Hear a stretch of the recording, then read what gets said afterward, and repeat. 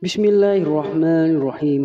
Assalamualaikum warahmatullahi wabarakatuh. Syukur Alhamdulillah kita bisa berjumpa lagi di channel ini. Salawat dan salam selalu dan tetap curahkan kepada junjungan kita Nabi besar Muhammad Sallallahu Alaihi Wasallam. Allahumma sholli ala Sayyidina Muhammad wa ala ali Sayyidina Muhammad. Harapan dan doa saya semoga saudaraku semuanya selalu diberikan kesehatan, dilapangkan rezekinya, diampuni dosa-dosanya, dan dipanjangkan umurnya. Amin ya robbal alamin. Sahabat beriman yang dirahmati Allah Subhanahu wa taala, mungkin kita sering mendengar kalimat zikir hasbunallahu wa ni'mal wakil, ni'mal maula wa ni'man nasir. Namun jarang sekali kita mengetahui akan keutamaan zikir tersebut. Padahal kalau kita mau mengkaji arti dan zikir hasbunallahu wa ni'mal wakil, syarat dengan makna dan keutamaan yang sangat dahsyat apabila kita mengamalkannya. Zikir tersebut merupakan zikir kepasrahan kita kepada Allah Subhanahu wa taala untuk diberikan pertolongan agar terbebas dari segala macam perbuatan jahat manusia. Cobaan hidup yang amat sangat berat juga dari fitnah keji yang dilakukan oleh manusia. Dalam Quran Surah Al-Imran ayat 173, Allah Subhanahu wa taala telah menceritakan mengenai Rasul dan para sahabat melalui firman-Nya, yaitu orang-orang yang mentaati Allah dan Rasul. Yang kepada mereka ada orang-orang yang mengatakan, sesungguhnya manusia telah mengumpulkan pasukan untuk menyerang kamu, karena itu takutlah kepada mereka. Maka perkataan itu menambah keimanan mereka dan mereka menjawab, cukuplah, Allah menjadi penolong kami dan Allah adalah sebaik-baik pelindung. Sahabat beriman yang dirahmati Allah, seperti yang kita ketahui, dalam hidup manusia seringkali merasakan suka maupun duka yang datang silih berganti.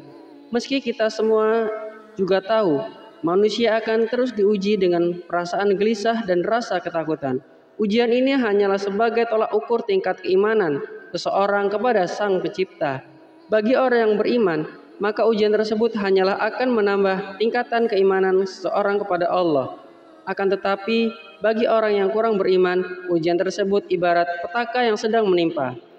Oleh karena itu, saat ditimpa ujian yang sangat berat, perbanyaklah untuk membaca zikir hasbunallahu wa ni'mal wakil ini. Insya Allah, ujian dan cobaan seberat apapun dalam hidup kita semuanya, Allah akan berikan petunjuk untuk menemukan jalan keluarnya. Sahabat Abdullah bin Abbas pernah berkata bahwa hasbunallahu wa ni'mal wakil adalah doa yang pernah dipanjatkan oleh Nabi Ibrahim alaihissalam ketika beliau akan dilempar dalam api yang membara. Dalam sejarah mencatat, zikir hasbunallahu wa ni'mal wakil ini adalah salah satu bacaan yang kerap diucapkan oleh para nabi maupun para ulama, baik dalam keadaan lapang maupun saat menghadapi cobaan besar ataupun fitnah yang berat. Kekuatan zikir hasbunallahu wa ni'mal wakil ini bisa dikatakan melebihi kekuatan apapun serta sebagai penegasan tauhid pada diri seorang mukmin.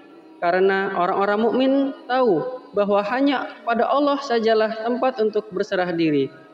Untuk menunjukkan kedahsyatan bagi yang sering membaca zikir ini, ada beberapa kisah nyata yang mungkin kita bisa memetik hikmahnya dan bisa kita jadikan pelajaran dalam kehidupan kita.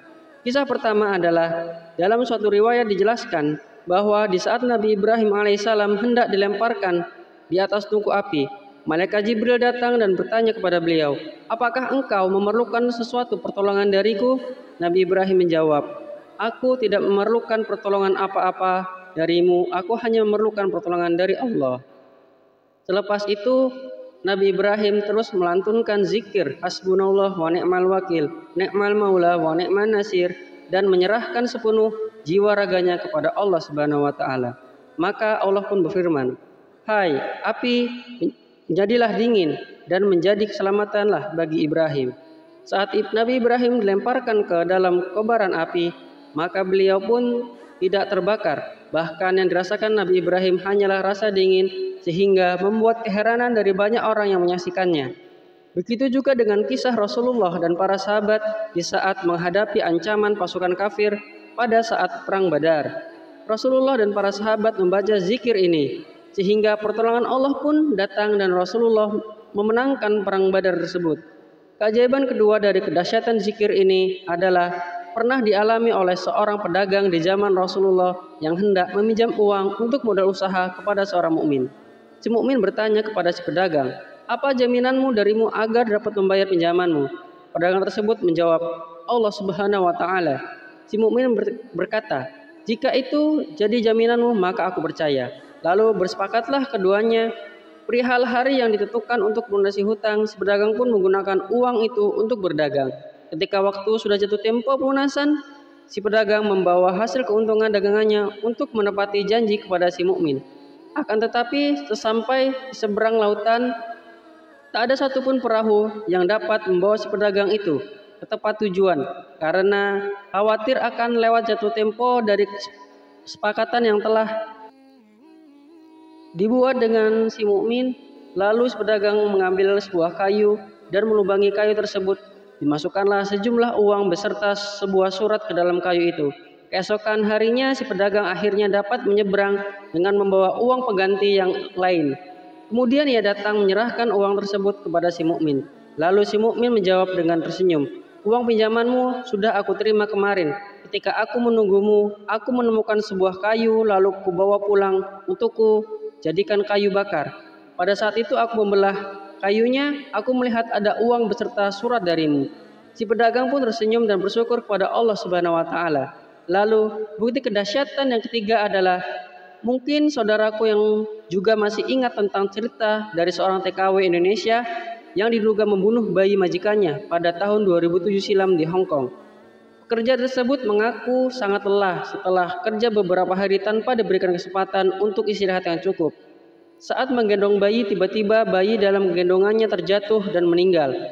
Saat dalam perjalanan menuju rumah sakit, lalu TKW tersebut ditahan dan dimasukkan ke dalam penjara dengan dakwaan pembunuhan.